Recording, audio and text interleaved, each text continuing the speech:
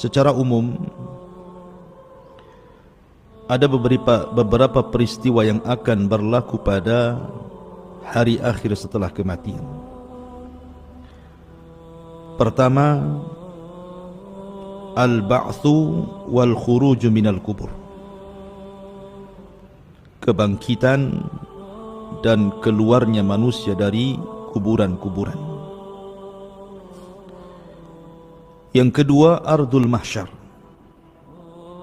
di mana manusia akan dikumpulkan di sebuah tempat yang disebut dengan padang mahsyar. Kemudian yang ketiga, haudun nabi, telaga Nabi sallallahu alaihi wasallam. Kemudian yang keempat, syafaatun nabi sallallahu alaihi wasallam, syafaat Nabi sallallahu alaihi wasallam. Kemudian yang kelima, al-ardu amam Allah, pembentangan amal di hadapan Allah subhanahu wa ta'ala. Kemudian yang keenam, kemudian ketujuh dan kedelapan, ini terjadi silang pendapat di antara ulama. Mana yang lebih dulu? Hisab, kemudian pembagian catatan atau suhuf, dan juga timbangan. Nanti saya jelaskan. Kemudian setelah itu inqisamun nas, ajwajun, manusia akan dikelompok-kelompokkan sesuai dengan amalannya di bumi. Kemudian setelah itu ada qantaratul madzalim, ada qisas di antara manusia. Dan yang terakhir, al-jannatu wan nar, adanya sorga dan neraka. Inilah yang kita akan bahas di pagi hari ini. Ma'asyiral muslimin yang dimuliakan Allah subhanahu wa ta'ala, keyakinan kita kaum muslimin bahwa manusia pasti dibangkitkan. Dan bagaimana caranya Allah subhanahu wa ta'ala membangkitkan? Ada yang mengatakan bahwa ketika Allah subhanahu wa ta'ala hendak membangkitkan manusia, maka Allah akan turunkan hujan yang sangat deras. Kemudian hujan itu akan membasahi semua tanah di bumi. Tentu bumi bukan bumi yang kita pijak hari ini, tetapi bumi yang sudah dirubah. Yauma tubaddalul ardu ghairal ardi, bumi yang sudah dirubah bentuknya oleh Allah subhanahu wa ta'ala dari bulat menjadi terhampar, sehingga tidak ada satu jengkal tanah pun kecuali hujan akan menembus bumi itu. Dan di dalam bumi itu ada tulang-tulang ekor manusia. Inilah di antara makhluk Allah subhanahu wa ta'ala yang tidak dihancurkan pada hari kiamat. Sejak Adam alaihi salatu wassalam sampai yang terakhir mati, tulang ekornya manusia, ujung tulang ekor tidak akan dihancurkan, karena dari situ kita akan dibangkitkan. Ketika kemudian air hujan yang Allah hujani mengenai tulang-tulang ekor itu, kemudian Allah subhanahu wa ta'ala menyuruh seorang pemanggil untuk menyeru agar manusia dibangkitkan kembali. Maka tiba-tiba kemudian Allah subhanahu wa ta'ala ciptakan kembali tulang belulangnya, daging-dagingnya, darah-darahnya, kemudian menyatu dengan setiap tulang ekor manusia itu. Maka manusia akan keluar dari kuburannya tanpa ruh. Bayangkan manusia sejak Adam alaihi salatu wassalam sampai yang terakhir mati, Allah keluarkan dari isi bumi, diletakkan di permukaannya, sebagaimana Allah subhanahu wa ta'ala berfirman, wa alqat ma fiha wa takhallat, dan kami kosongkan perut bumi dari jasad-jasad manusia dan dilempar ke permukaan bumi. Dan Allah juga mengatakan wa akhrajatil ardu athqalaha, dan kami keluarkan beban-beban bumi ke permukaannya. Kemudian setelah itu Allah Subhanahu wa taala perintahkan Israfil untuk meniupkan sangkakala yang kedua. Ketika Israfil meniupkan sangkakala yang kedua, maka tiba-tiba ruh yang Allah Subhanahu wa taala letakkan di hari ketika Allah menghancurkan alam semesta, bagi ruhnya orang-orang yang beriman Allah letakkan fil illiyin, bagi ruhnya orang-orang kafir, orang-orang fasik munafik Allah letakkan di sijin. Maka Allah berfirman, wa idzan nufusu zuwijat, ketika ruh dilesatkan dari illiyin dan dari sijin saat tiupan sangkakala kedua Israfil, maka ruh itu akan menembus jasad-jasadnya tanpa tertukar satu jasad pun dengan ruhnya, sejak Adam sampai yang terakhir mati. Tiba-tiba manusia terbangun.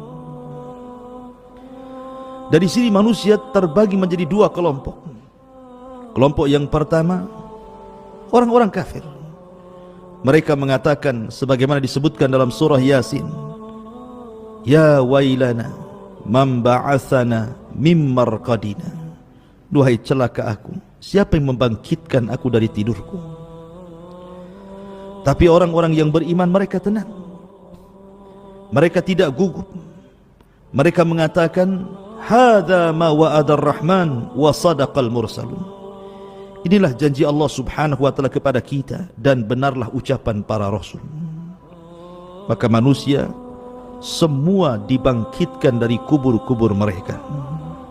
Inilah yang pertama, al-ba'tsu wal khuruj minal kubur, hari kebangkitan dan keluarnya manusia dari kuburan. Kemudian yang kedua, ardul mahsyar, ketika manusia sudah dibangkitkan dari kubur-kubur mereka. Kondisi mereka Allah Subhanahu wa taala sebutkan ada dua kondisi. Pertama,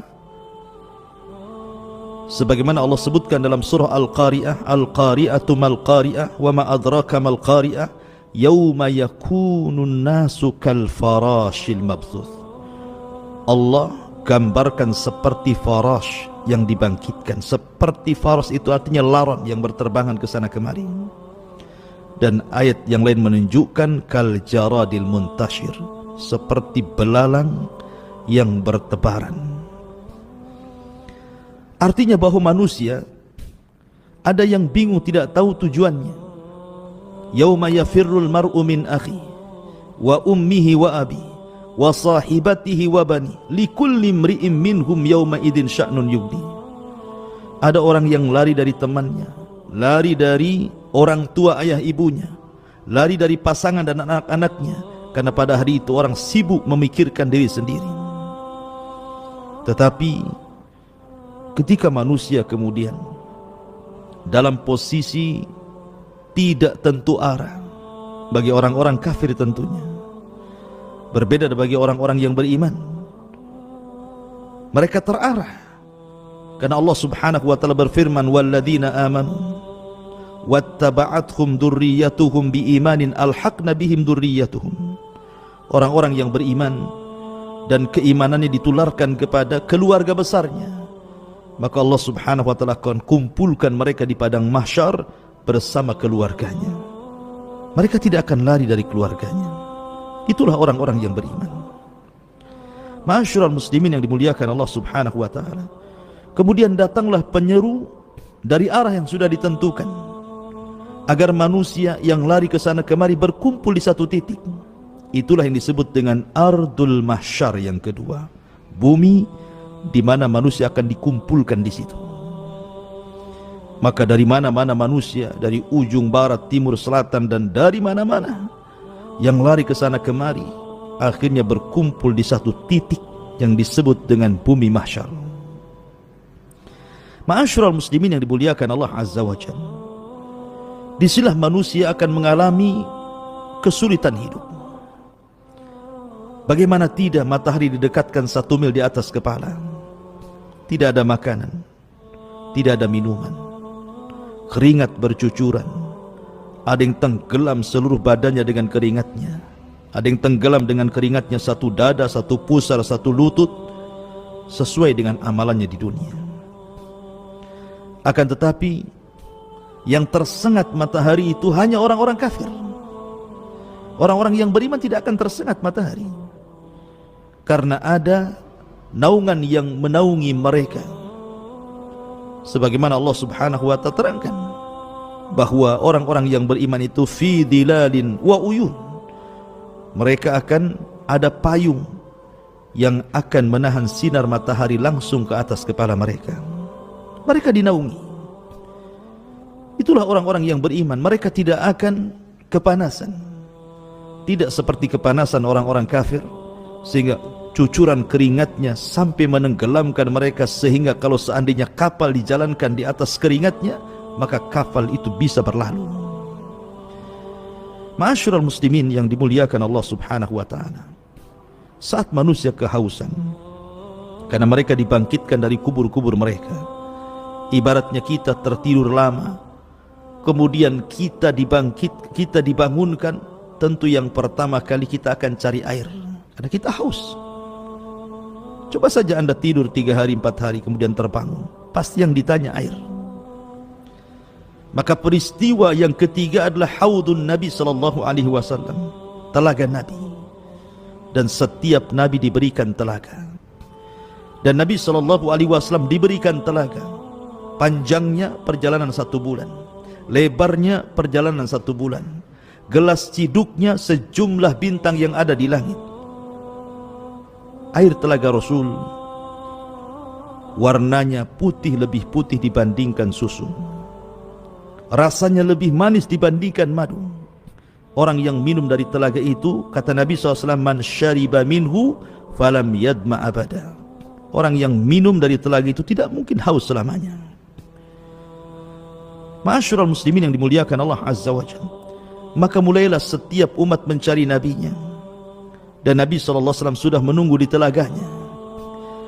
Maka satu persatu umat Rasul dan umat-umat yang lain meminum dari telaga yang sudah Allah Subhanahu wa ta'ala anugerahkan kepada setiap nabi, termasuk Rasul sallallahu alaihi wasallam. Dan yang pertama meminum telaga Rasul adalah Ahlul Yaman dari kalangan Ansar, sahabat Nabi sallallahu alaihi wasallam. Kemudian disusul dengan Muhajirin, kemudian disusul dengan orang-orang mulia setelahnya. Tetapi tiba-tiba ada umat Rasul yang hendak mendekati telaga itu, tiba-tiba diusir, dihalau para malaikat. Sehingga kemudian Nabi SAW, karena dia seorang Nabi yang memiliki kasihan dengan umatnya, berteriak-teriak dan mengatakan, ummati ummati ya Rabb, itu umatku, biarkan mereka minum. Tapi Allah Subhanahu wa ta'ala katakan, ya Muhammad, innaka la tadri ma ahdatsu ba'dak, innahum ghayyaru wa baddalu. Wahai Muhammad, engkau tidak tahu apa yang terjadi dengan umatmu sepeninggalmu. Mereka sudah keluar dari sunnahmu, mereka sudah keluar dari petunjukmu. Biarkan mereka tidak minum dari telagamu. Maka orang-orang yang tidak minum, mereka akan mengalami kehausan yang luar biasa, tetapi mereka tidak bisa diwafatkan. Mereka akan tersiksa seperti itu. Ma'asyiral muslimin yang dimuliakan Allah Subhanahu wa ta'ala, setelah kemudian umat-umat meminum dari air telaga setiap para nabinya, ada yang minum dan ada yang dihalau, maka disinilah kemudian manusia akan masuk pada proses yang keempat yang disebut dengan syafa'atun Nabi. Syafaat Nabi.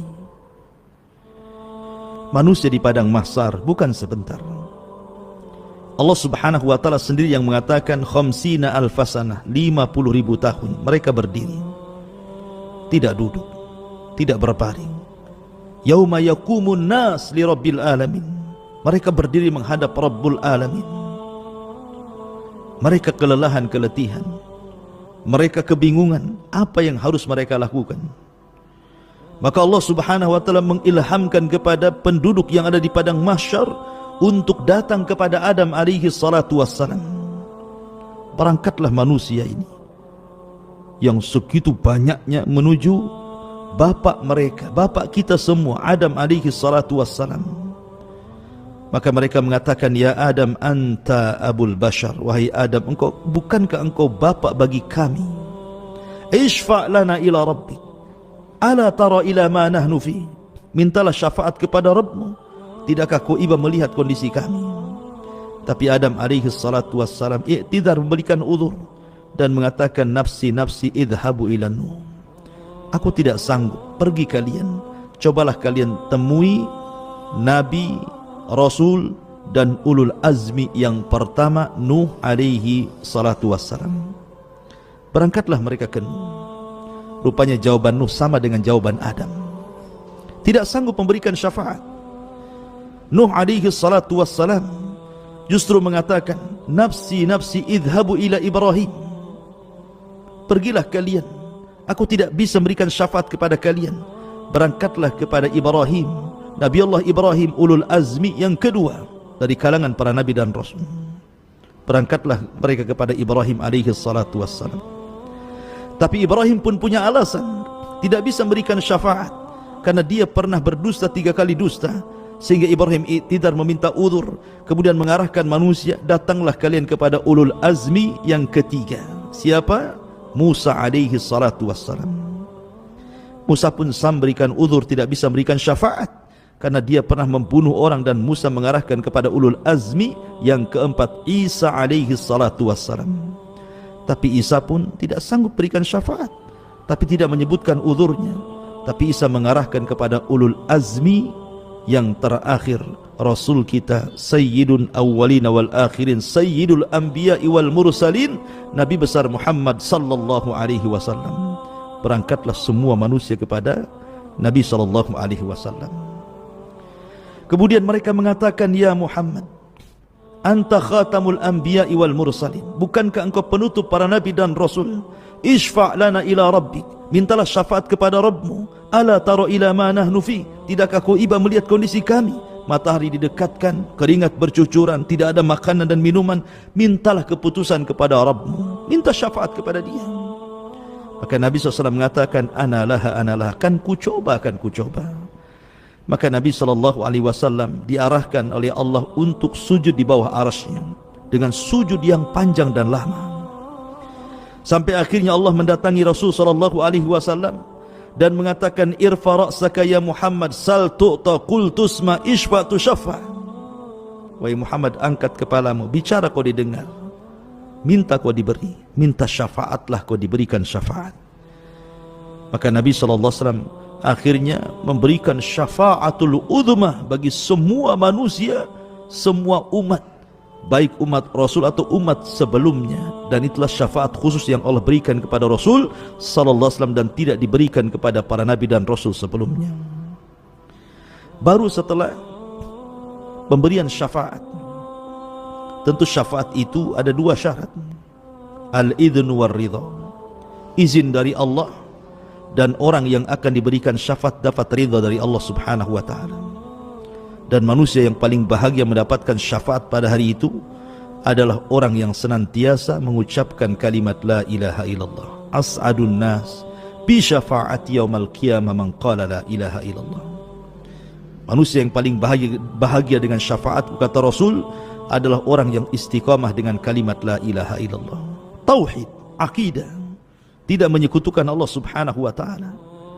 Ma'asyiral muslimin yang dimuliakan Allah azza wa jalla, baru setelah itu al-ardu amam Allah, penampakan amal kita di hadapan Allah.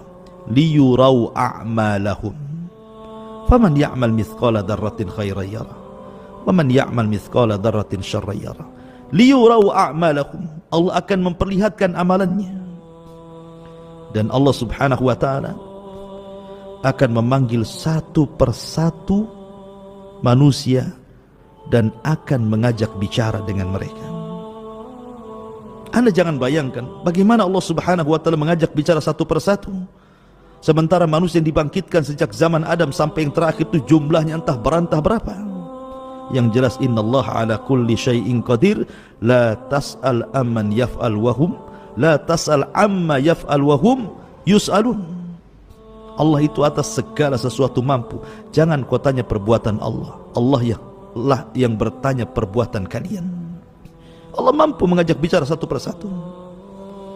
Tetapi ada juga orang-orang yang ketika dibangkitkan tidak dilihat Allah, tidak diajak bicara Allah, tidak disucikan Allah subhanahu wa ta'ala, dan sudah disiapkan azab yang pedih, na'udzubillah. Karena memang kondisi orang-orang yang dibangkitkan itu berbagai macam. Di padang mahsyar ketika manusia dibangkitkan, ada yang dibangkitkan itu ketika dibangkitkan badannya sebesar semut. Di tengah-tengah manusia yang sangat besar sehingga dia harus terseok-seok menghindari kaki yang akan menginjaknya. Siapa mereka? Al-mutakabbirun, orang yang sombong di dunia merasa besar, di akhirat Allah kecilkan. Ada orang-orang yang kemudian berjalan terbalik, kakinya di atas, kepalanya di bawah. Bagaimana caranya? Innallaha ala kulli syai'in qadir. Ada orang yang dibangkitkan buta, sebagaimana Allah subhanahu wa ta'ala mengatakan, Rabbi lima hasyartani a'ma wa qad kuntu basira. Ya Rabb, kenapa kau bangkitkan aku buta sementara di dunia aku melihat? Orang buta, bayangkan, kesana kemari, macam mana dia akan melangkah? Masyarul muslimin yang dimuliakan Allah subhanahu wa ta'ala.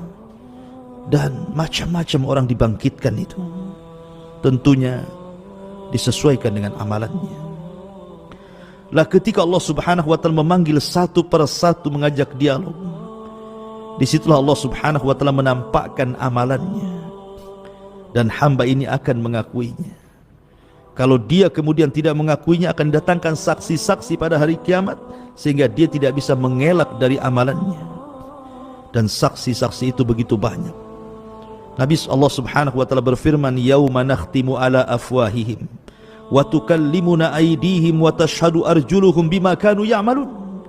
Pada hari mulut terkunci, tangan bicara, kemudian kaki menjadi saksi. Bahkan kulit-kulit ini akan bersaksi kepada badannya, sehingga kemudian badan protes kepada kulit dan mengatakan, lima syahidtum alaina, hei kulit, kenapa kau jadi saksi untuk badanmu sendiri? Kata kulit, antakanallah, Allah yang buat aku bicara. Bukan hanya badan kita, bahkan bumi yang kita pijak akan menjadi saksi. Yauma idzin tuhadditsu akhbaraha bi anna rabbaka awhalaha. Pada hari itu bumi akan bersaksi, menceritakan kabar-kabar para penghuni di atasnya. Langit akan jadi saksi, lautan akan jadi saksi, para malaikat akan jadi saksi, dan sebesar-besar saksi adalah Allah subhanahu wa ta'ala. Siapa yang akan mengelak ketika kemudian amal kita ditampakkan di hadapan kita? Karena pada hari itu Allah subhanahu wa ta'ala berikan hafalan yang luar biasa untuk mencocokkan amalan yang ditampakkan dengan apa yang dilakukannya supaya tidak diingkari. Kita di dunia ini, satu minggu kemarin kita ngomong apa, kita berbuat apa, kita terkadang lupa baru satu minggu saja. Tetapi di akhirat tidak akan lupa. Allah kembalikan hafalan sejak hukum taklif dia balik sampai dia mati, sehingga ketika dia melihat amalannya, ya memang benar itu amalan dia. Karena di situ akan ada yang kemudian berdusta di hadapan Allah. Seperti Nabi SAW mengatakan, ada 3 orang yang dihadapkan kepada Allah subhanahu wa ta'ala. 3 orang ini awal man tusyu'ira bihin nar. Orang yang pertama disentuh api neraka. Pertama, seorang yang berjihad dan mati syahid. Ditampakkan amalan di dunianya, bagaimana Allah berikan nikmat kepada dia, dan dia pun perang di jalan Allah sehingga mati syahid. Kemudian Allah mengatakan, fima amilta fiha, apa yang sudah kau amalkan di bumi? Maka dia mengatakan, ustushhidu fika, aku mati syahid karenamu ya Rabb. Maka Allah mengatakan, kadzabta, dusta kamu berperang mati syahid, kamu hanya supaya orang-orang mengatakan kau ini pahlawan saja. Maka Allah perintahkan malaikat, masukkan orang ini ke neraka. Kemudian didatangkan orang-orang yang pakar Quran. Selama di dunia dia mengajar Quran, diundang ke sana kemari untuk mengaji Al-Quran dengan suara yang indah. Kemudian dia meninggal, Allah pun panggil orang ini, kemudian ditampakkan amalan di dunianya. Kemudian dia pun mengenali dan mengakuinya, dan Allah mengatakan, fima amilta fiha, lalu apa yang kau lakukan di dunia? Dia pun mengatakan, ya Rabb, aku membaca Quran karenamu, aku diundang membaca Quran di sini dan di situ karenamu. Maka Allah mengatakan, kadzabta, dusta kamu. Dusta kamu, kau membaca Quran supaya orang mengatakan kau seorang qari. Ya. Kemudian datangkan ahli sedekah. Ahli sedekah didatangkan. Kemudian dia mengatakan, ketika diperlihatkan amalannya, dia menyumbang masjid, menyumbang madrasah, fuqara wal masakin, anak yatim, orang yang berhajat dan membutuhkan. Tidak ada tempat yang perlu disedekahkan, disedekahkan. Dan dia mengenali dan mengakuinya. Kemudian dia mengatakan, Allah berfirman, fima amilta fiha, apa yang kau amalkan? Dia mengatakan, tasaddaqtu fika, aku bersedekah karenamu ya Rabb. Allah mengatakan, kadzabta, dusta kamu. Kau bersedekah supaya orang-orang menganggap kau ini dermawan. Artinya bahwa ada orang-orang yang berdusta di hadapan Allah. Tapi bagaimana Allah kemudian disamakan dengan makhluk? Anda bisa berdusta di hadapan makhluk di bumi, tapi tidak mungkin Anda berdusta di hadapan Allah Subhanahu wa ta'ala. La takhfa alaihim khafiyah. Allah tidak mungkin terhalangi apapun yang menghalangi kita. Ma'asyiral muslimin yang dimuliakan Allah Subhanahu wa ta'ala. Baru setelah itu terjadi al-hisab alal a'mal, hisab terhadap amal manusia. Kemudian qiraatul kitab, kita disuruh membaca kitab, catatan, dan mengambilnya, sehingga ada yang mengambil dengan tangan kanan, tangan kiri, dan di belakang punggungnya, termasuk kemudian mizan, timbangan. Saya katakan tadi terjadi silang pendapat. Sebelum saya jelaskan, terjadi silang pendapat di antara tiga perkara ini. Al-Imam Ibnu Taimiyah rahimahullahu ta'ala mengatakan bahwa tiga perkara ini, mana yang lebih dahulu, hisab ataukah timbangan, ataukah pembagian suhuf, catatan? Syekhul Islam Ibnu Taimiyah rahimahullah ta'ala mengatakan bahwa yang pertama timbangan dulu, kemudian yang kedua pembagian suhuf, catatan, kemudian yang ketiga baru terjadi hisab. Kemudian pendapat yang kedua, sebagaimana nukilkan dari Imam Ibnu Qudamah rahimahullahu ta'ala, bahwa yang pertama adalah hisab dulu, yang kedua baru timbangan, yang ketiga baru pengambilan suhuf, catatan. Kemudian pendapat yang ketiga ini Imam Safarini mengatakan bahwa yang pertama pembagian suhuf dulu, baru kemudian hisab, baru kemudian timbangan. Wallahu a'lam. Saya cenderung kepada pendapat yang keempat. Dan ini pendapat Al-Imam Al-Baihaqi yang dikuatkan oleh Al-Hafidh Al-Hakami rahimahumullahul jami', mengatakan bahwa yang pertama hisab.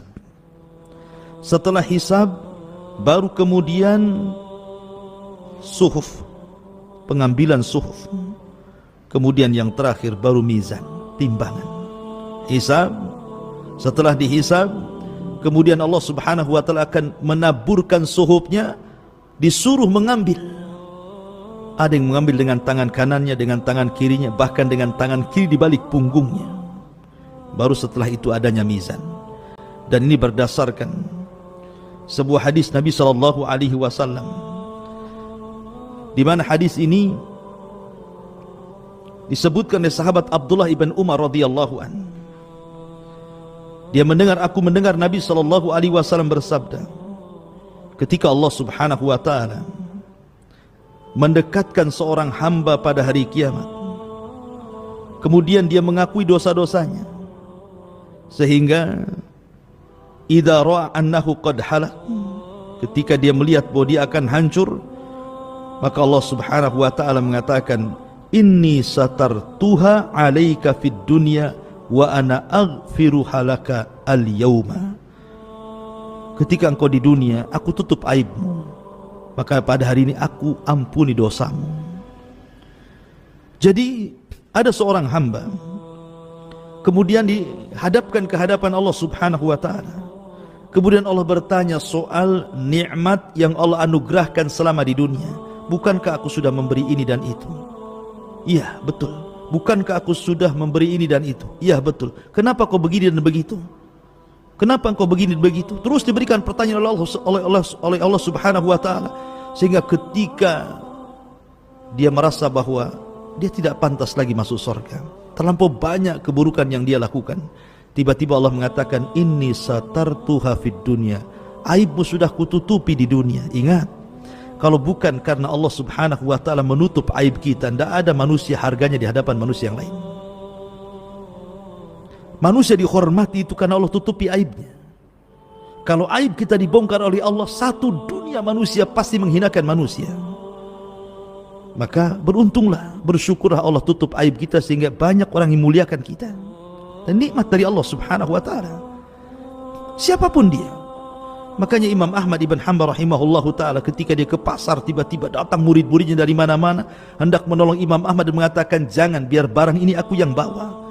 Kalian menghormatiku itu karena Allah menutup aibku. Seandainya Allah buka aibku, kalian letakkan pasir di atas kepalaku.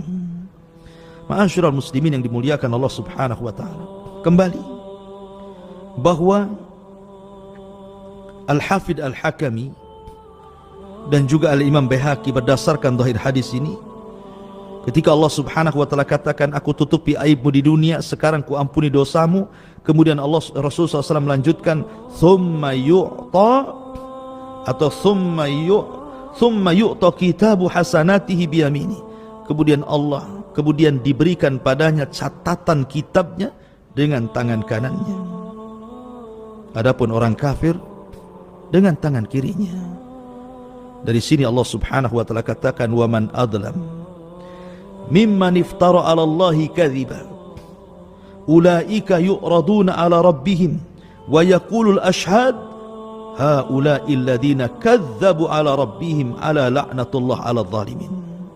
Dan siapakah yang lebih zalim dari orang-orang yang mengada-adakan sebuah kebohongan terhadap Allah? Mereka itu akan dihadapkan kepada Allah dan para saksi akan berkata, orang-orang inilah yang telah berbohong terhadap Tuhan mereka. Ingatlah laknat Allah ditimpakan kepada orang-orang zalim. Dari zahir hadis ini, maka sangat cocok dengan pendapat Al-Imam Al-Baihaqi yang dikuatkan Al-Hafidh Al-Hakami, bahwa proses antara hisab, mizan dan suhub itu diawali dengan hisab dulu, baru pembagian catatan, baru kemudian terjadi mizan. Bicara tentang hisab, ma'asyiral muslimin yang dimuliakan Allah Azza wa Jalla, ada orang-orang yang Allah subhanahu wa ta'ala berikan anugerah mereka tidak dihisab. Seperti ketika Nabi SAW bicara tentang 70.000 orang yang masuk surga tanpa hisab dan azab. Kemudian Nabi SAW menceritakan siapa mereka. Kata Nabi SAW, alladzina la yastarkun wa la yaqtawun wa la yatatayyarun wa ala rabbihim yatawakkalun. Orang yang tidak minta ruqyah, orang yang tidak minta diobati dengan besi panas, orang yang senantiasa tidak tatayur, menganggap sial dan untung itu kepada selain Allah, dan orang yang menambatkan hati bertawakal kepada Allah. Merekalah sifat-sifat ini kalau terkumpul pada seorang hamba, maka orang ini akan masuk surga tanpa hisab dan azab. Dalam sebuah hadis yang lain, Nabi SAW bersabda, idza kana yaumul qiyamah amara Allahu munadiyan yunadi. Apabila datang hari kiamat, maka Allah panggil penyeru untuk menyeru. Apa seruannya? Seruannya, man kana lahu 'ala Allah ajrun, barang siapa yang punya pahala di sisi Allah, berdirilah kalian. Kemudian berdiri orang-orang yang ketika di dunia suka memaafkan, mudah memaafkan. Faman 'afa wa aslaha fa ajruhu 'ala Allah. Karena Allah mengatakan, barang siapa yang suka memaafkan, suka mengislah, maka pahalanya akan diberikan kepada Allah. Maka orang yang suka memaafkan dan suka islah, maka mereka akan masuk surga tanpa hisab dan adab. Kemudian orang yang kedua, Nabi SAW menjelaskan, kemudian penyeru akan mengatakan, siapa yang punya pahala di sisi Allah subhanahu wa ta'ala, falyakum, berdirilah. Maka kemudian berdirilah orang yang kedua. Kemudian dikatakan kepadanya bahwa dia sudah melakukan ini dan itu. Dalam riwayat, mereka adalah orang-orang yang mati syahid. Maka orang-orang yang mati syahid, mereka punya pahala di sisi Allah subhanahu wa ta'ala. Maka dikatakan kepada orang-orang yang mati syahid, masuklah kalian ke dalam surga tanpa hisab dan azab. Kemudian juga penyeru menyerukan lagi, siapa yang punya pahala di sisi Allah subhanahu wa ta'ala, faliyakum, berdirilah. Kemudian berdirilah orang-orang yang memiliki sifat ini, sifat itu, dan begitu seterusnya. Akhirnya kemudian orang-orang ini dimasukkan tanpa hisab dan tanpa adab, direct masuk surga. Sebagian para ulama ketika menyebutkan amalan-amalan yang mendatangkan seseorang sehingga ketika dia masuk surga tanpa dihisab dan diadab, di antara amalannya adalah amalan-amalan pertama, orang-orang yang istiqomah. Yang kedua, orang-orang yang punya akhlak yang indah. Yang ketiga, orang-orang yang senantiasa menjaga kewajiban-kewajiban Allah. Kemudian yang keempat, orang yang ittiba'us sunnah, senantiasa mengikuti sunnah Nabi. Kemudian yang kelima, al-qiyam bi'a'malil ukhra, dia berusaha untuk beramal dalam rangka untuk orang lain. Kebaikannya diberikan kepada orang lain, karena orang yang paling manfaatlah anfa'uhum linnas, orang yang manfaat bagi orang lain.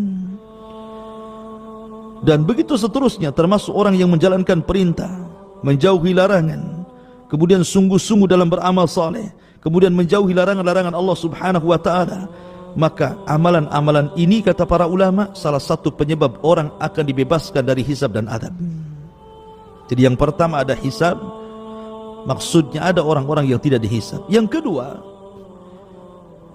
orang-orang kafir, mereka dihisab, tetapi bukan dihisab amalannya, karena orang kafir tidak punya amalan, apa yang mau dihisab? Allah Subhanahu wa ta'ala mengatakan, a'maluhum karamadin istaddat bihirrih, amal mereka bagaikan debu yang dihempas angin sehingga habis. Lalu apa yang dihisab? Amalan kebaikan yang enggak ada. Ulama mengatakan mereka tetap dihisab, tetapi bukan dihisab amalnya, karena orang-orang kafir, orang musyrik tidak punya amalan. Lain asyrakta la yahbatanna amaluka wa la takunanna minal khasirin. Kalau engkau melakukan kesyirikan, habis, lebur semua amalanmu, dan kau termasuk orang-orang yang merugi. Maksud hisab bagi orang kafir hanyalah hisab takrir, hisab pengakuan kekufuran mereka. Bukankah kau sudah berzina ya? Bukankah kau sudah minum khamar ya? Bukankah kau sudah begini, semua maksiat disebutkan dan dia mengiyahkan semuanya. Itulah hisabnya bagi orang-orang kafir, hisab takrir, formalitas, karena mereka tidak akan masuk surga. Ya. Kemudian bagi orang yang beriman, hisabnya dua. Ada hisaban yasira, memang mudah. Ada hisaban asira, hisab yang sulit. Apa bedanya hisab mudah dan hisab sulit? Kalau hisab itu mudah, ini disebut dengan hisabul ardi, di mana seseorang mukmin ketika dihadapkan kepada Allah, dia tidak dituntut menjawab pertanyaan, dia hanya disuruh mendengarkan. Ketika Allah Subhanahu wa ta'ala menyebutkan pahala dan dosanya di bumi, dia mendengarkan semuanya, ya. Dia mengakui, tapi dia tidak dituntut untuk menjawab. Maka ini hisaban yasira, hisabnya mudah. Tapi yang kedua dituntut menjawab. Bukankah aku sudah begini dan begitu? Kemudian dia menjawab. Bukankah aku sudah begini dan begitu? Kemudian dia menjawab.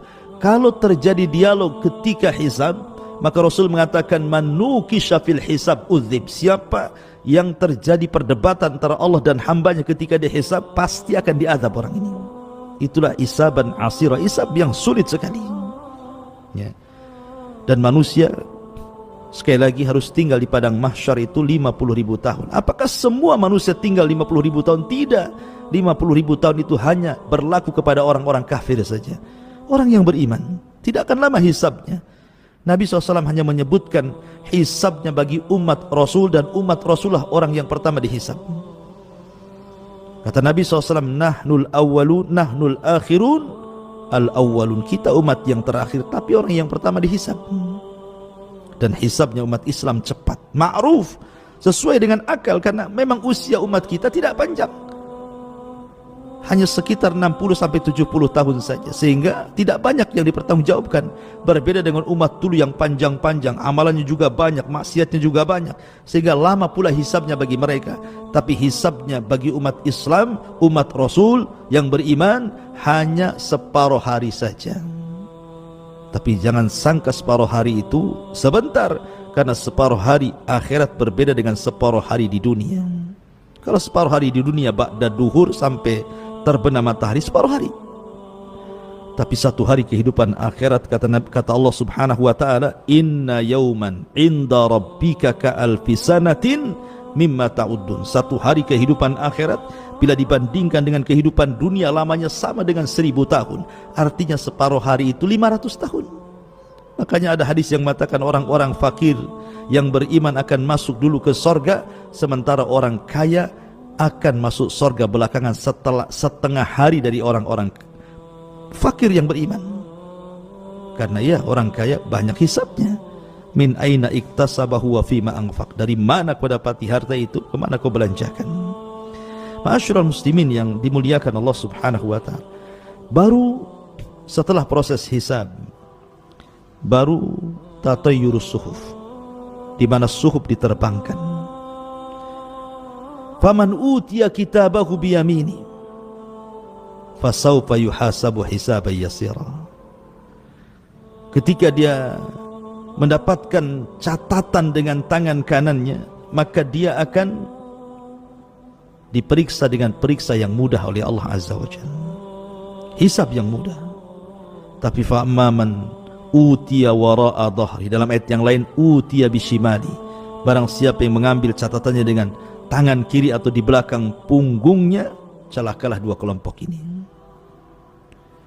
Adapun orang-orang yang telah mendapatkan catatannya dan Allah Subhanahu wa ta'ala sudah ampuni dosa-dosanya, dengan bangganya dia mengambil catatan itu dengan tangan kanannya, kemudian dia tegak di hadapan manusia, kemudian dia mengatakan, ha umuqra'u kitabiyah, ha umuqra'u kitabiyah, lihatlah catatanku ma'asyiral muslimin yang dimuliakan Allah Azza wa Jalla. Dengan bangganya dia mengatakan, ha umuqra'u kitabiyah. Ya. Kenapa demikian? Karena dia mengatakan, inni dhanantu anni mulakin hisabiyah. Karena sewaktu aku hidup di bumi, di dunia, aku yakin bahwa kejadian ini pasti berlaku.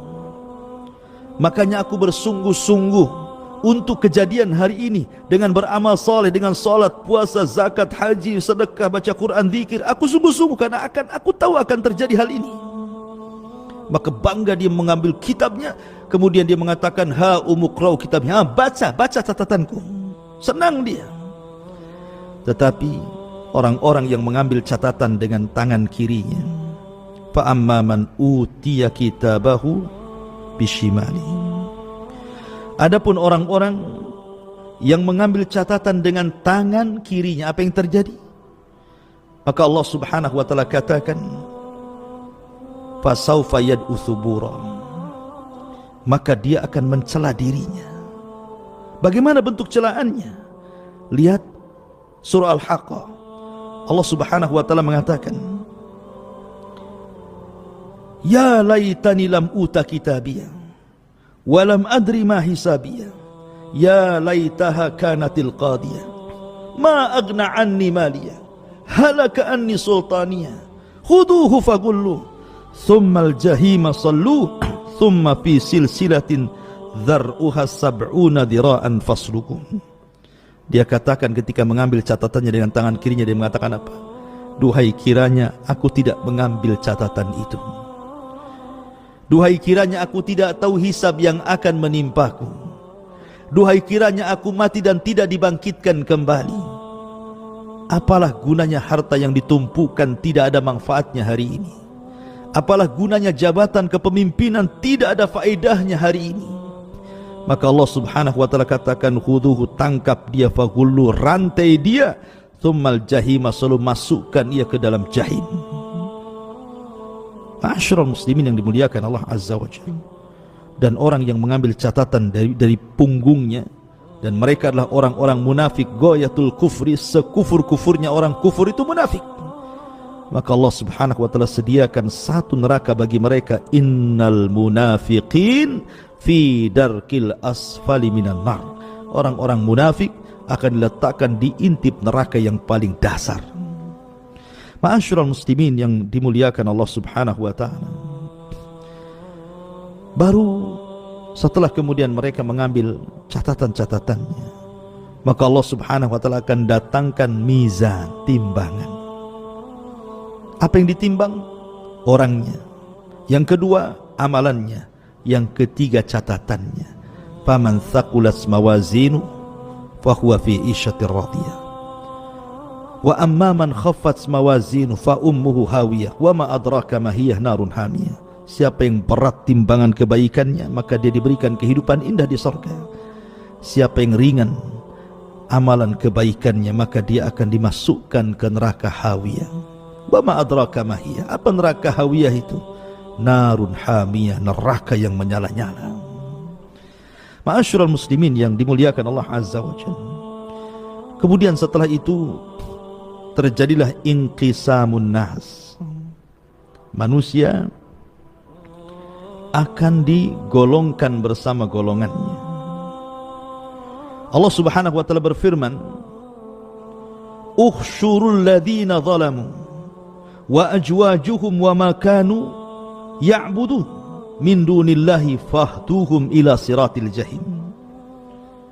Diperintahkan kepada para malaikat, kumpulkanlah manusia-manusia yang zalim itu beserta teman-teman sejawat mereka dan apa yang dahulu telah mereka sembah selain daripada Allah, lalu tunjukkanlah kepada mereka kemana jalan neraka. Jadi Allah Subhanahu wa taala setelah melakukan proses hisab, kemudian pembagian catatan, kemudian terjadi timbangan, kemudian sudah diketahui mana yang mengambil catatan dengan tangan kanan ataukah tangan kirinya, mana timbangan yang berat kebaikannya ataukah keburukannya, maka manusia akan digolongkan bersama sesembahan mereka. Bagi nyembah batu dikumpulkan dengan batunya, bagi nyembah pohon dikumpulkan dengan pohonnya, bagi nyembah iblis dikumpulkan dengan iblisnya, dan begitu seterusnya.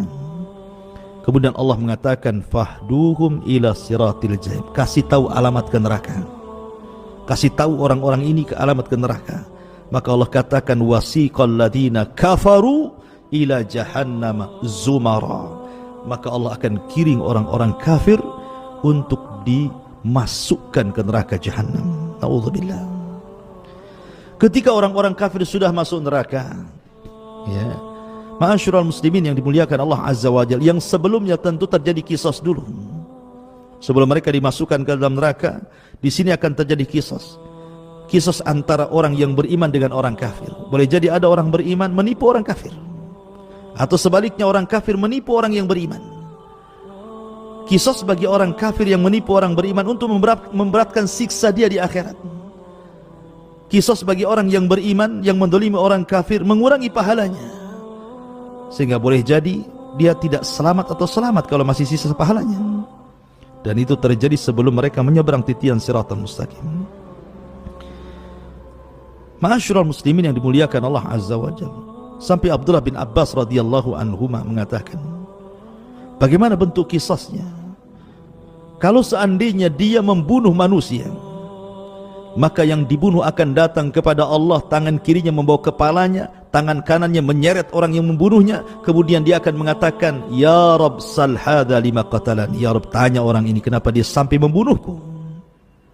Bayi-bayi yang dibuang, bayi-bayi haram dari hasil perzinahan, yang dibuang di tong-tong sampah, disolokan, di kardus sehingga tidak tertolong kemudian mati, maka Allah mengatakan, wal mau'udatu su'ilat bi ayyi dzambin qutilat. Bayi itu tidak berkepala, kepalanya dipegang tangan kirinya, tangan kanannya menyeret orang tuanya dan mengatakan, ya Rabb sal hadza lima qatalani, ya Rabb, tanya ibuku kenapa dia membunuhku, kenapa dia sampai tega membunuhku. Wal mau'udatu su'ilat bi ayyi dzambin qutilat. Bayi-bayi itu akan bicara, atas dosa apakah aku bunuh, katanya.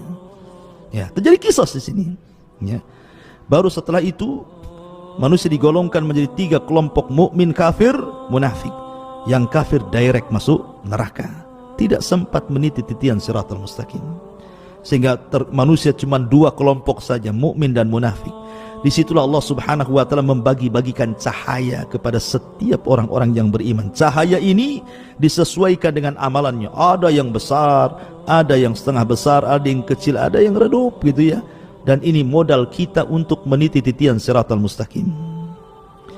Maka ada yang melesat seperti kilat, ada yang melesat seperti kuda balap, ada yang melesat seperti orang menunggang unta, ada yang melesat seperti orang pelari, ada yang kemudian harus jatuh kemudian bangkit. Ada yang terkena kalalib. Kalalib adalah rantai yang berduri yang menghantam ke sana kemari. Terkadang terhantam harus masuk ke jahanam, terkadang dia selamat tetapi sudah habis badannya, tetapi semua karena rahmat dari Allah Subhanahu wa taala. Tetapi orang-orang munafik, ma'asyiral muslimin yang dimuliakan Allah Subhanahu wa taala, Allah mengatakan, yauma taral mu'minina wal mu'minat yas'a nuruhum baina aydihim wa bi aymanihim bushra lakumul yaum jannatin tajri min tahtihal anhar khalidina fiha dzalika huwal fawzul azim. Pada hari engkau akan melihat orang-orang yang beriman laki-laki dan perempuan, betapa cahaya mereka bersinar di depan, di samping kanan mereka. Pada hari ini ada berita gembira untukmu. Apa itu? Kalian berhak mendapatkan sorga-sorga yang mengalir di bawahnya sungai-sungai, mereka kekal di dalamnya. Demikian itulah kemenangan orang-orang yang agung. Orang yang beriman akan selamat meniti titian siratal mustaqim. Tapi lihat bagaimana orang munafik. Allah gambarkan, yauma yaqulul munafiquna wal munafiqat lilladzina amanu dzuruna naqtabis min nurikum qila irji'u wara'akum faltamisu nuran faduriba bainahum bisurin lahu bab batinuhu fihi rahmah wa zahiruhu min kibalihil azab. Pada hari orang-orang munafik laki-laki dan perempuan berkata kepada orang-orang yang beriman, tunggulah kami, kami ingin mengambil cahaya kalian. Tetapi orang-orang yang beriman mengatakan, kembalilah kalian ke belakang kalian, carilah cahaya sendiri untuk kalian. Lalu di antara mereka dipasangkan dinding pemisah yang berpintu, di sebelah dalamnya adalah rahmat dan di luarnya azab Allah Subhanahu wa taala. Orang-orang munafik hendak menipu ketika berjalan di titian siratal mustaqim. Ya, mereka bisa menipu Allah dan orang yang beriman ketika di dunia, tapi di akhirat mereka tidak bisa menipu Allah dan orang-orang yang beriman. Ma'asyiral muslimin yang dimuliakan Allah Azza wa Jalla, baru setelah manusia meniti titian siratal mustaqim, sampailah mereka di qantarah. Rupanya di sini ada kisos lagi, tetapi kisos di antara orang-orang yang beriman. Inilah yang disabdakan Nabi SAW tentang hadis muflis. Tahukah kamu siapa yang bangkrut, kata Rasul? Sahabat mengatakan, orang yang gulung tikar usahanya, orang yang tidak punya dinar, tidak punya dirham, itulah bangkrut. Kata Rasul, bukan itu. Tetapi orang yang bangkrut, man ata yaumal qiyamah bi salatin wa sadaqatin wa siyamin wa hajjin wa ibadatin. Orang yang datang pada hari kiamat membawa pahala salat, pahala haji, pahala puasa, pahala sedekah dan banyak pahala ibadah. Tapi di satu sisi dia mendolimi si fulan, mencaci maki si fulan, membunuh si fulan, mengini si fulan, mengitu si fulan. Maka terjadilah kisas untuk mendapatkan keadilan. Dulu kamu mendolimi saya, ya, mana pahalamu? Maka kemudian orang yang mendolimi akan diambil pahalanya oleh orang yang didolimi. Ketika dia banyak mendolimi orang sehingga pahalanya habis dibagi-bagikan kepada orang tersebut, habis, dia tidak punya pahala lagi. Sementara orang yang didolimi masih banyak.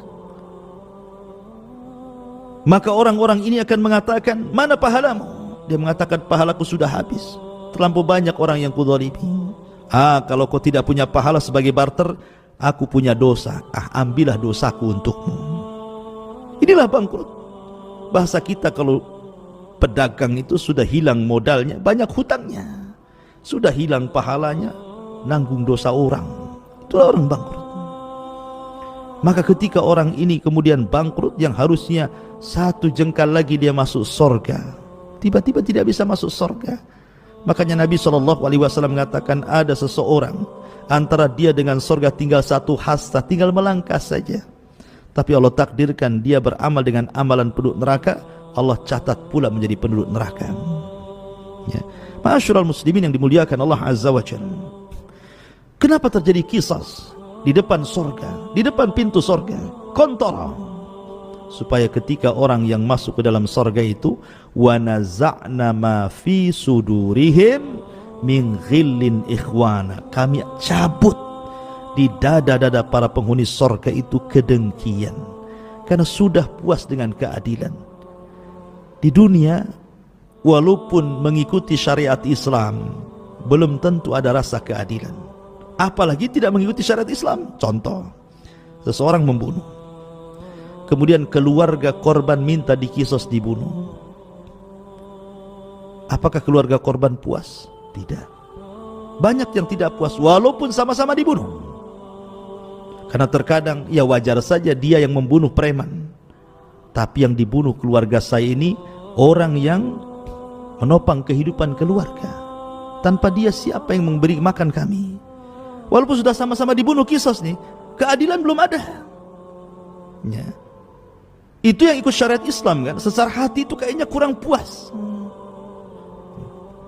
Tetapi di akhirat diulang lagi kisos itu ya. Di dunia sudah kisos, diulang lagi. Supaya apa? Supaya hati-hati kedengkian, kebencian, dendam itu hilang semuanya, sehingga masuk surga betul-betul menjadi satu hati. Tidak ada dengki, tidak ada hasad, tidak ada dendam, tidak ada emosi. Karena di surga itu semua salam, semua salam, semua selamat. Selamat lisannya, selamat hatinya, selamat perbuatannya, semua selamat. Makanya disebut Darussalam ya, Darussalam. Fisik manusia selamat, tidak kencing, tidak berak, tidak meludah, tidak ada dahak, tidak bau. Perempuannya tidak haid, tidak ada nifas. Mereka makan, minum, dikeluarkan dengan keringatnya. Semua selamat. Selamat fisiknya, selamat akhlaknya, selamat lisannya, selamat matanya, selamat. Semua selamat. Itulah surga. Dari sini menunjukkan bahwa inilah diantara tartib peristiwa-peristiwa yang akan berlaku setelah kematian. Mudah-mudahan menjadi ibrah bagi kita semuanya. InsyaAllah beberapa menit ke depan barangkali ada yang ingin bertanya ya, di antara kaum muslimin. Silahkan kalau ingin bertanya, maka kami berikan kesempatan. Wallahu a'lam.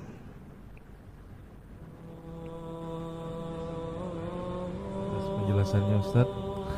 Ada pertanyaan dari akun YouTube Fadli Hadi, saudara Fadli Hadi. Bismillah, mau bertanya Ustadz, antara setan dan malaikat, setan sering menggoda manusia dan malaikat menjaga dan menyuruh ke hal yang baik. Yang mau ditanyakan, apakah antara setan atau jin dan malaikat bisa salah melihat atau berhadapan? Karena sebagaimana dikatakan, setan atau jin dia selalu ada di hadapan manusia untuk menggoda, apalagi saat ibadah. Saat dia menggoda, apakah malaikat itu menyaksikan Ustadz? Mohon penjelasannya. Alhamdulillah. Bagi kita jin itu gaib, dan bagi jin malaikat itu gaib. Itu harus dipahami. Kita tidak bisa melihat jin, tapi jin bisa melihat kita. Jin tidak bisa melihat malaikat, tapi malaikat bisa melihat jin. Malaikat bisa melihat kita, tapi kita tidak bisa melihat malaikat. Artinya jin dan malaikat itu bagi manusia gaib ya. Dan harus beriman keberadaan malaikat dan jin. Begitu juga jin kepada malaikat itu gaib. Mereka tidak bisa melihat malaikat. Logika kalau seandainya jin bisa melihat malaikat, datang malaikat maut, kejar-kejaran kan begitu, secara bodohnya lah begitu ya. Ya, makanya gaib bagi mereka. Adapun ketika jin kemudian menyesatkan Bani Adam, malaikat tahu malaikat. Tapi bisa apa malaikat? Malaikat itu kan memang diberikan tugas sesuai tugas. Dia tidak mungkin menjauh daripada tugas Allah ataupun melebihi daripada wewenang dia dan ditugaskan oleh Allah Subhanahu wa taala. Ketika Allah menugaskan kepada manusia, kepada malaikat untuk membisikkan kebaikan, itu saja tugasnya. Suruh ngaji, suruh sholat, suruh sedekah, suruh haji, suruh puasa, suruh baca Quran, suruh zikir. Nah, sebelahnya jin qarin pula mengatakan suruh zina, suruh khamar, suruh ini, suruh ghibah, suruh macam-macam gitu ya. Tinggal berperang antara bisikan malaikat dan bisikan jin. Itu kembali kepada kita. Kembali kepada kita. Adapun syaitan itu tentu sifat. Bisa dari kalangan jin, bisa dari kalangan manusia. Syayatinal insi wal jin. Allah mengatakan ada setan jin, ada setan manusia. Ya. Jin jahat disebut setan, manusia jahat pun disebut setan. Kadang-kadang manusia nggak jahat aja dibilang setan, setan kau katanya, padahal orang baik gitu. Ya kan? Nah, maksud definisi kalimat setan itu sifat yang melekat pada manusia yang buruk akhlaknya. Nah, itu setan dari kalangan manusia. Ya. Yang jelek, yang buruk dari kalangan jin itulah setan dari kalangan jin. Jadi setan itu sifat. Makhluk yang berakal cuma 3, malaikat, jin dan manusia saja. Nggak ada lagi keempatnya makhluk yang berakal itu. Karena selebihnya binatang tidak berakal, tumbuh-tumbuhan tidak berakal. Ya. Binatang-binatang, ikan-ikan nggak berakal. Yang berakal cuma 3, nggak ada yang keempatnya. Nah, kalau setan dimasukkan nanti ada keempatnya namanya. Ya, malaikat, jin dan manusia. Jadi itu yang harus dipahami. Wallahu a'lam. Nah, jazakallah khairan atas penjelasannya Ustaz. Pertanyaan selanjutnya dari akun Facebook Uswatun Hasanah. Bismillah, afwan Ustaz, ingin bertanya di luar tema. Adakah riwayat yang menjelaskan seperti apa Abu Salamah dan seperti apa akhlak beliau sehingga Ummu Salamah sangat mencintainya? Jazakallah khairan Ustaz. Bismillahirrahmanirrahim. Keluarga Abu Salamah ini adalah orang yang pertama-tama masuk Islam. Abu Salamah itu termasuk as-sabiqunal awwalun minal muhajirin wal ansar. Termasuk masuk dalam surah At-Taubah ayat 100. As-sabiqunal awwalun, orang-orang yang awal-awal lagi mula-mula. Siapa? Muhajirin dan ansar. Lah, di antara orang-orang yang awal-awal masuk Islam itu kalangan muhajirin adalah Abu Salamah dan istrinya Ummu Salamah. Dan dua-duanya mengikuti hijrah 2 kali. Pertama ke Ethiopia Habasyah dan yang kedua ke Madinah. Dan akhlak Abu Salamah luar biasa. Nabi SAW selalu memuji Abu Salamah. Adapun tentang detailnya, kenapa kemudian Ummu Salamah sangat mencintai Abu Salamah, wallahu alam. Ya, dalam sejarah tidak banyak dikisahkan. Tapi yang jelas bahwa Ummu Salamah tidak mungkin mencintai sebesar cintanya kepada Abu Salamah kalau Abu Salamah bukan orang baik. Baik secara agama, baik secara akhlak, baik semuanya. Sebagaimana Rasul mengatakan khairukum khairukum li ahli wa ana khairun li ahli. Sebaik-baik kalian untuk keluarga kalian. Khairukum, sebaik-baik kalianlah orang yang baik kepada keluarganya, dan saya orang yang paling baik kepada keluarga saya. Tentu Abu Salamah bagi Ummu Salamah terbaik. Tapi sayang Allah Subhanahu wa ta'ala takdirkan Abu Salamah meninggal dunia. Banyak laki-laki datang kepada Ummu Salamah dan mengatakan, aku pinang dirimu. Tapi Ummu Salamah mengatakan, demi Allah tidak ada laki-laki yang lebih aku cintai daripada Abu Salamah. Semua ditolak. Nabi SAW ketika kematian Abu Salamah datang kepada Ummu Salamah, ya Ummu Salamah, bacalah doa, Allahumma jurni fi musibati. Ya Allah, berikan pahala akan musibah yang menimpaku. Kemudian Rasul mengatakan, tambah lagi, wakhluf li khairan min ahli, dan gantikan Abu Salamah dengan laki-laki terbaik. Kalimat kedua Ummu Salamah tidak mau. Kalimat pertama dia mau. Ya Allah, berikan pahala kepadaku atas musibah yang menimpaku. Sampai di sini saja. Adapun harus menggantikan Abu Salamah, saya tidak mau wahai Rasul. Kata Rasul, ngomong saja, doa saja. Akhirnya Ummu Salamah pun berdoa. Rupanya orang yang terbaik setelah Abu Salamah, maksudnya Rasul sendiri. Rasul datang kepada Ummu Salamah dan meminangnya. Dan dia satu di antara Ummul Mukminin. Dan dia satu-satunya istri Rasul yang berakal. Dia tidak pencemburu. Lain dengan istri-istri Nabi yang lain, pencemburu, irian, tidak. Ummu Salamah tidak. Ummu Salamah betul-betul wanita yang bijak. Bahkan ketika perjanjian Hudaybiyah, ketika itu Ummu Salamah yang dibawa Nabi. Kita tahu bahwa umrah pertama itu Rasul itu umrah 4 kali. Umrah Hudaybiyah, umrah Qadha, umrah Ji'rana, kemudian yang terakhir umrah ketika Hajjatul Wada. Umrah pertama Hudaybiyah nggak jadi. Kenapa? Dihadang orang-orang musyrik. Sehingga akhirnya mau perang, terjadilah perjanjian Hudaybiyah.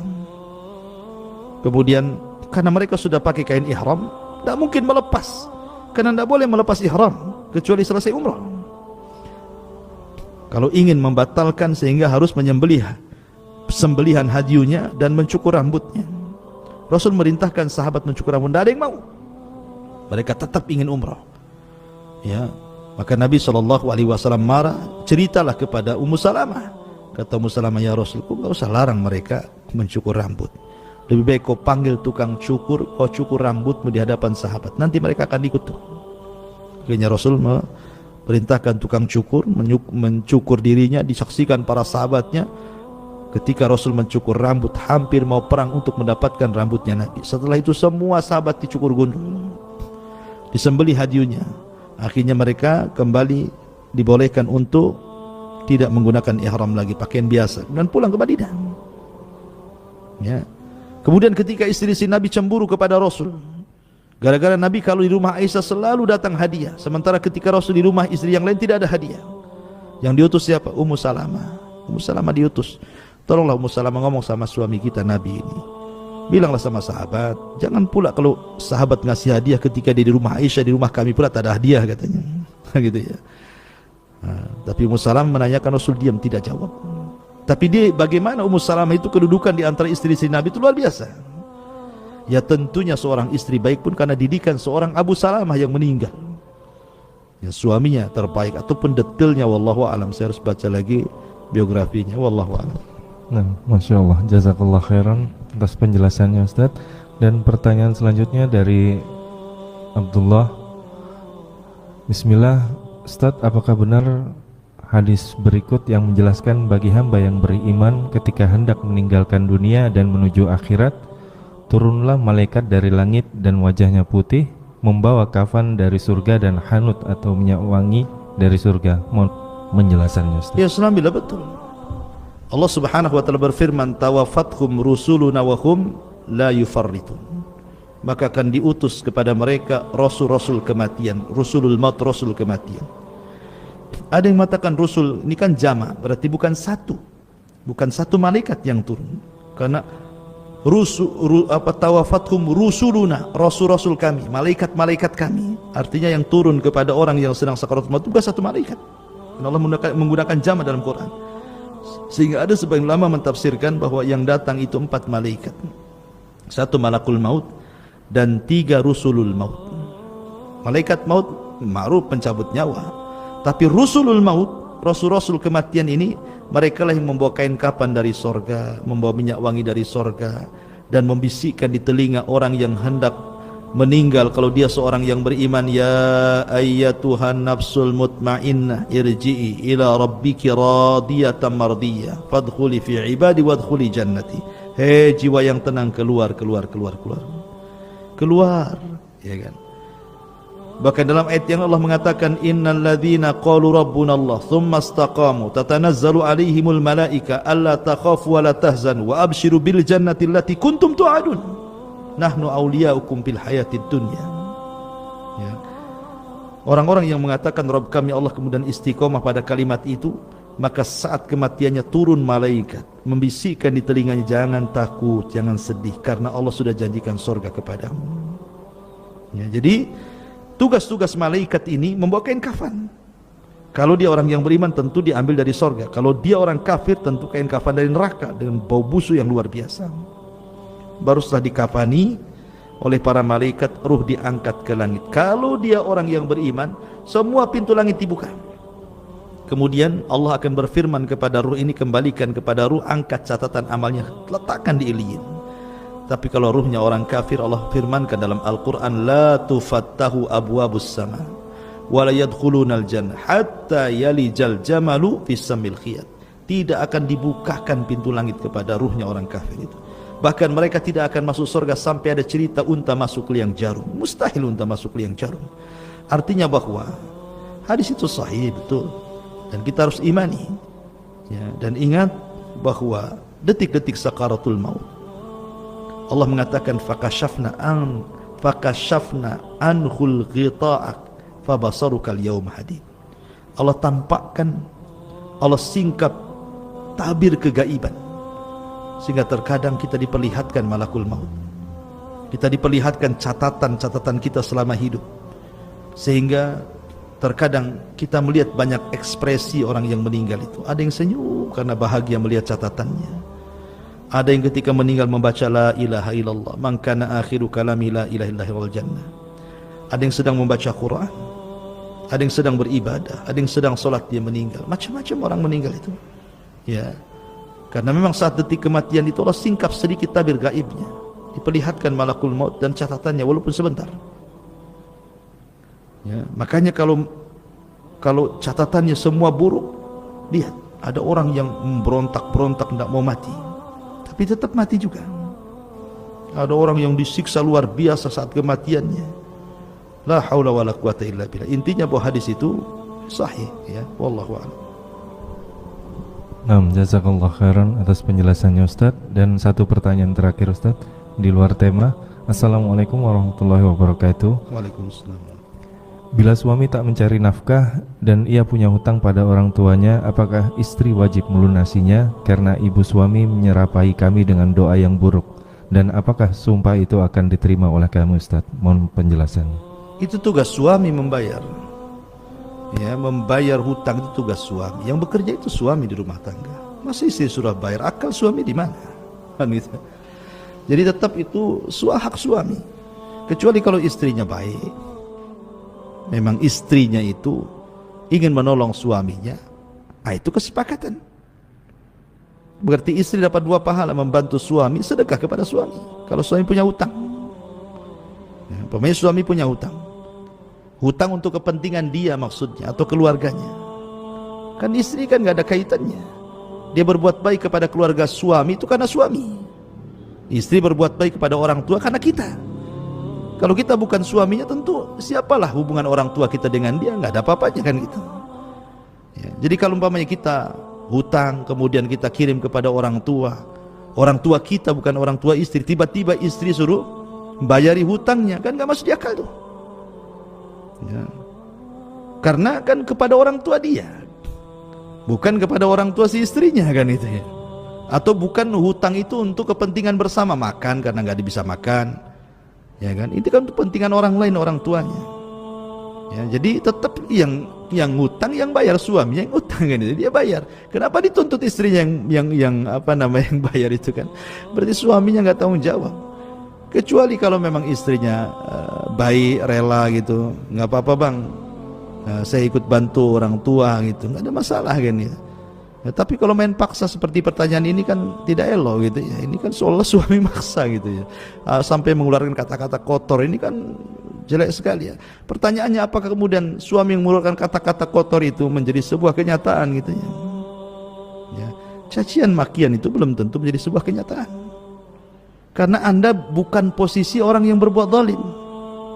Ya, kecuali orang yang berbuat zalim dicaci maki orang, bisa saja jadi kenyataan itu caci makinya. Karena doa orang yang dizalimi antara dia dengan Allah tidak ada hijab, tidak ada perantara. Lah Anda, posisi Anda dizalimi kan sama suami kan itu. Ya, justru kalau Anda berdoa